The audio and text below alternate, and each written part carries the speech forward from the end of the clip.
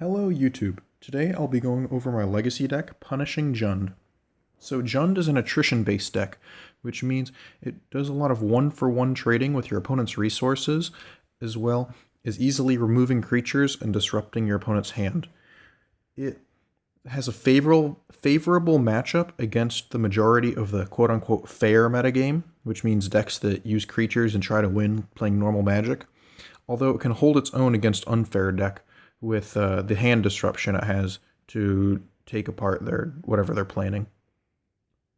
So let's get started with the creatures. The first creature we have up here for a 1-drop is Deathrite Shaman, and we run 4 of them. And Deathrite Shaman is a crucial part of the deck. It just does so much. It exiles lands from graveyards, and by doing this, it can ramp us up and color fix our mana. We run fetch lands in order to make this happen quite often, and it can also exile your opponent's fetch lands. And Wasteland also synergizes with this ability. It can exile instants and sorceries from graveyards, which counteract Snapcaster mages that your opponents might be using, as well as putting a clock on your opponent's life total. And lastly, it can exile creatures from graveyards, which stop reanimator strategies and gain you life against decks like Burn.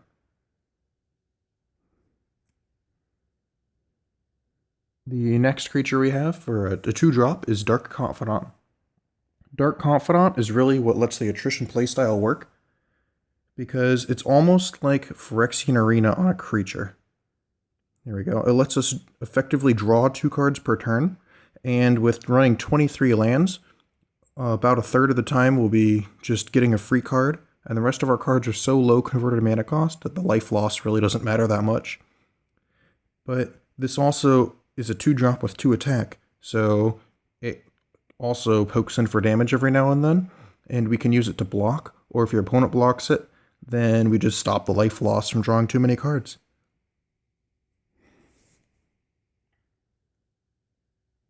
The next 2-drop is Tarmogoyf.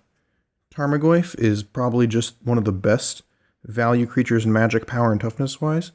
As people fill up the graveyards, it can grow up to, I think, a maximum of a 7/8. And with all the hand disruption we have, we can easily have our opponent dump things into the graveyard. And by doing this, it will grow the Tarmogoyf. On average, I'd say it's like a 3/4 for 2 mana, which is completely nuts. It's the beater in the deck, mostly. The next card is kind of like Tarmogoyf because it gets a lot bigger than 2/2 for 2 mana. Scavenging Ooze.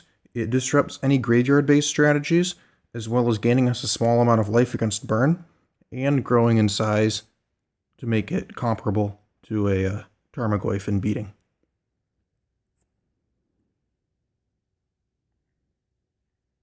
The next 4 we run is Bloodbraid Elf. Bloodbraid Elf is super value. The definition of a 2-for-1 is you literally get to cast 2 spells for the price of 1.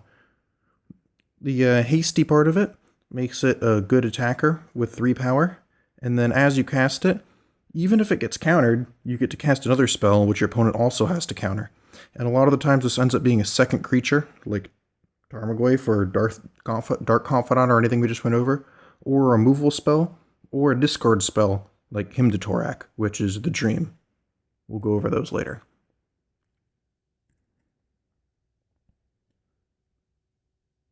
That is it for the creatures. Next, we'll go over a Planeswalker that we run on the deck. That is Liliana of the Veil. So Liliana is probably the second best Planeswalker ever printed behind Jace the Mind Sculptor. She can win the game on her own with her -6 if your opponent doesn't answer her. And in the meantime, she strips apart your opponent's hand. A lot of the times, we're able to dump our hand, so we don't really care about the discarding part. And then, if we can't dump our hand, we can just discard Punishing Fire, which is fine because we'll talk about that later. Or our own discard spells, because our opponents will already be discarding down. We don't need to cast those. And then her -2, lets her also be a removal spell. Just an all-around amazing card. Now we'll move on to the hand disruption package. So we run Thoughtseize, which, if you don't know what your opponent is playing, is probably the best one drop to play, other than Deathrite Shaman, because it'll focus in a second. Because if the matchup is some sort of combo matchup, Deathrite Shaman and ramping isn't really going to help you. You just want to stop your opponent's strategy as quickly as you can. There we go. And Thoughtseize excels at this because you can literally take anything you want out of their hand. Well, not literally, because I guess you can't take lands. But we'll get to that later. So this is an essential part of the deck that gets your opponent's opening hand to be a lot worse. In addition to fueling the graveyard for your Tarmogoyfs and Deathrite Shamans, and Scavenging Ooze. The next card is Hymn to Tourach, probably the best discard spell ever printed in Magic. So the fact that they discard 2 cards at random is completely nuts for 2 mana, because discarding 2 cards is already good, like Mind Wrench, she's modern play. But here, since it's at random, you can also land screw your opponent, because sometimes they'll have to discard lands, and that can just win you games for free. Or they can discard important cards that you weren't able to take with Thoughtseize, or if you didn't draw Thoughtseize, this can take important cards out, which also will fuel your Deathrite Shaman, Tarmogoyf, and Scavenging Ooze.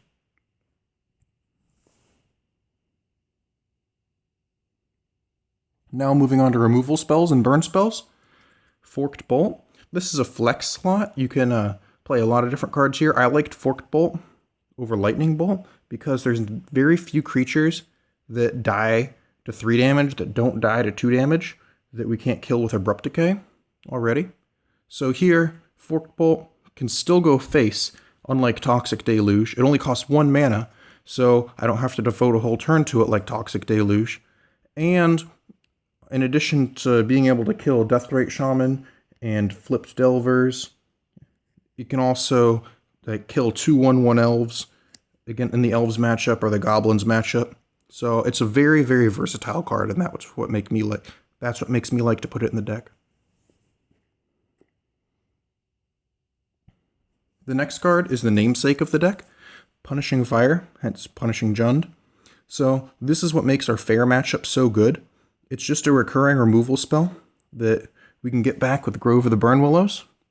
So, as you can see, Grove of the Burnwillows can tap for a red and make your opponent gain a life. So they gain a life and you float that red mana. And then Punishing Fire says when they gain the life, the trigger goes on the stack to let you pay the red mana that you just floated to return it to your hand. And you only need to have 1 Grove in play, and you can use multiple Punishing Fires, like they gain the life and use the Grove in a Badlands or something, to return multiple Punishing Fires to your hand and just burn their stuff over and over. So this is what really just destroys creature matchups, although you side it out in any combo matchup. And if the game is going really long, since Grove only gains them 1 life and Punishing Fire deals 2 damage, you can spend 3 mana just to deal 1 damage to face over and over and over, which is very slow, but the incremental damage can add up over time. The next card is Abrupt Decay, probably the best black-green removal spell. So it can't be countered, which is crucial. So any tempo deck that's trying to protect their threat can't. And it destroys any non-land permanent. So it's not even just creatures, artifacts, enchantments, planeswalkers. This card's completely nuts, destroys anything for 2 mana. And instant speed.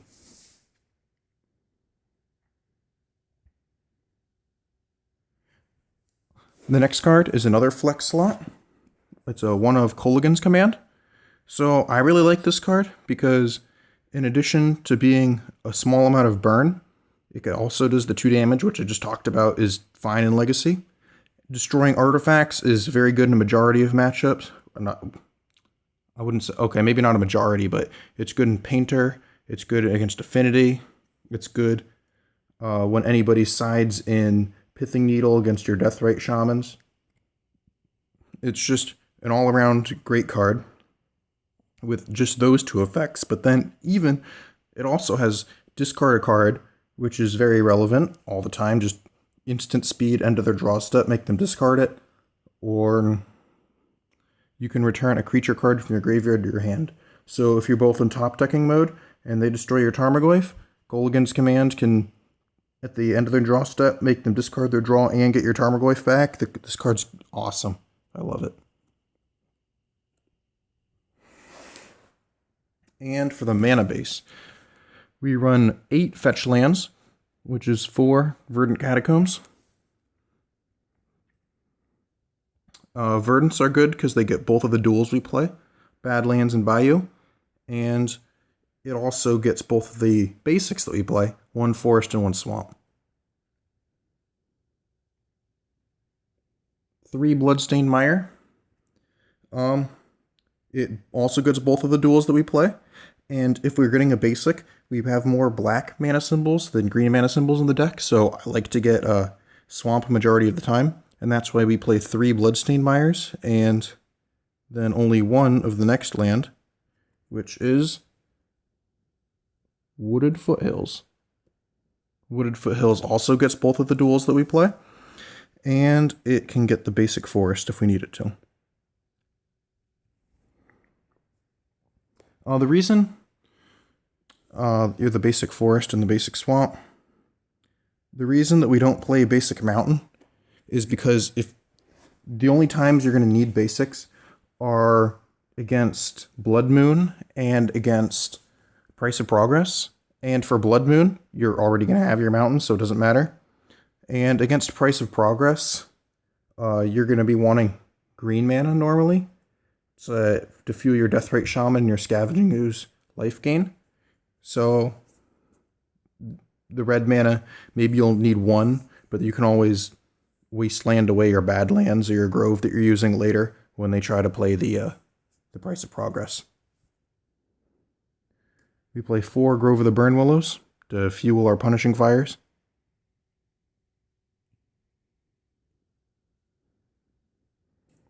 3 Badlands. Just taps for a red and a green. Taps for a red and a black. We actually don't play Taiga, the one that taps for a red and a green, because we already play 4 Grove of the Burnwillows. So between having 6 duels, a bunch of fetches, 8 of them, and 4 Groves, we're almost never going to not have the red and green mana that we need. So it's better just to play lands that'll tap for black to make sure that we can turn 1 Thoughtseize, turn 2 him to Tourach if we need to. 3 Bayou. Taps for a green and a black. And I already showed the basics, so the last card that you'll see is 3 Wasteland. Wasteland is very important because it can destroy your opponent's mana base, which synergizes with him to Tourach, not because unless you cast it. You cannot, unless you have a Deathrite Shaman in play to tap for the second black. But if that makes them discard lands, and you're destroying their lands with Wasteland, you can mana screw them very easily. And this also destroys things like Rishadan Port that will keep you off your own mana. So and also, when you Wasteland a land, it puts 2 lands in the graveyard, so Deathrite Shaman will be able to tap for mana a lot more often.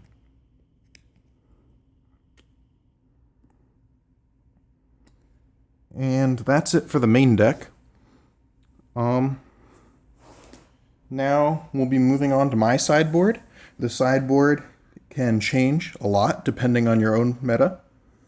So this is what I've built for my meta. We have 1 Umezawa's Jitte.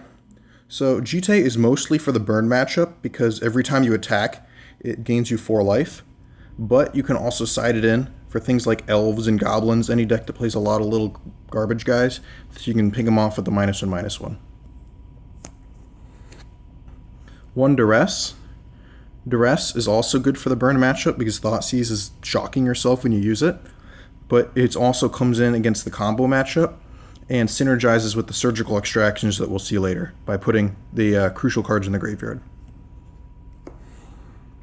I'll leave the sideboard cards on screen.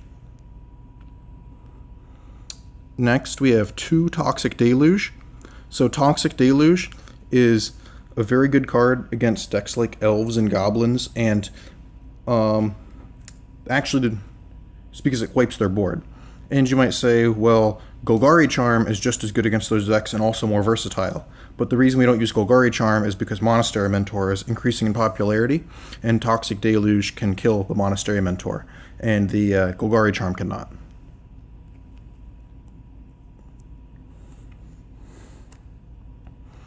Next is Chains of Mephistopheles. I think it's actually Mephistopheles. Let's see if we can get it to focus. I'll explain it anyway because it's a very confusing card if you've never seen it before. It's an enchantment for 1 and a black, and if any player would draw a card other than the card they draw during their draw phase, so the second, third, etc. card they draw per turn, instead of drawing, they first discard a card and then draw a card. And if they have no cards in hand, instead of drawing, they mill 1 card. So this card absolutely hoses Brainstorm. If your opponent tries to Brainstorm, instead they discard, then they draw, then they discard, then they draw, then they discard, then they draw. And if they have no cards in hand, instead of Brainstorming at all, then they mill 3. And they still have to put the 2 cards on top of their deck. And for any other draw effects, it's still just as good. And it doesn't actually hurt our deck at all, because like Dark Confidant, for example, just reveals a card and then puts it in your hand. It doesn't actually draw a card, so we get around it. This card is fantastic. 2 Pithing Needle. Just a very versatile, good card. It can name a Sneak Attack. It can name Grindstone. It can name... those are the 2 that I name the most often in my metagame. But if you need to name opposing Lilianas, you can name Sensei's Divining Top. That's another very good card that it names pretty often. Very cheap for 2 mana and just shuts it down. Or 1 mana, actually. 1 more Liliana the Veil, just because the card's amazing. It can win games on its own. And the Sacrifice a Creature is very good against any deck that tries to win with only a single creature. Next, we have 3 Surgical Extraction. So this card comes in all the time. If they're trying to utilize the graveyard, you can just pay 2 life and take out whatever they're trying to do, and then remove it all from their deck. And then with the amount of discard that we play, we often put opponents' key cards into the graveyard, and then before they can find another one, or even if they have another one in hand, we just Surgical Extraction, and then they're all out of the deck. So we can just like Sneak and Show,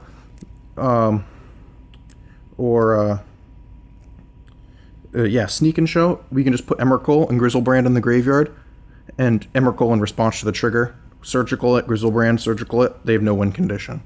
Or we, against Dredge or something, when the Narcombia goes to the graveyard, Surgical it in response. So this card's completely nuts.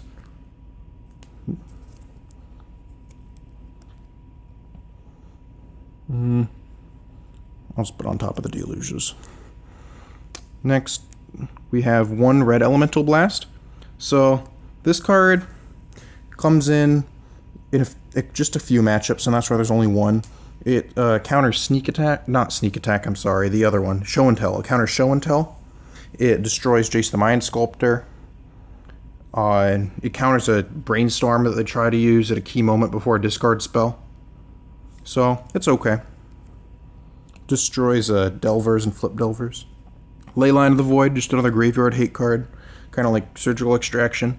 It comes in less matchups because it's not as good versus some combo decks, but still, since we play so much removal, we just have a lot of slots that are dead cards against combo decks, so things like this will come in. So Past in Flames won't work in Storm. They can't counter it because it just gets put into play. The reason I only run 1 of them, though, is because decks like Dredge can still run Nature's Claim or something and kill it. We run 1 more Punishing Fire for the 4th one, because it's just such an amazing card that makes all the fair games very, very easy to win. And we only really need to see 1 of them to win those games, because we'll recur it over and over. So this is really the only sideboard slot that is devoted towards fair matchups, because I guess Liliana the Veil is also devoted towards fair matchups, but she can be put in more for other things also. But Punishing Fire just makes it more likely that we'll draw 1 of the copies, since it's so good. And then the last card is Krosan Grip. So Krosan Grip is fabulous. It's an uncounterable destroy target artifact or enchantment. And not only is it uncounterable, but they can't even respond to it. So it can destroy Sensei's Reviving Top. It can destroy Counterbalance. It can destroy Lion's Eye Diamond. The card is completely busted, and I love it. I side it in all the time. So, that is my list for Punishing Jund. If you have any questions, please leave them down in the comments. I would love to answer them. This is probably my favorite deck I own, and I play it quite often. So, I guess that's it. I will talk to you later.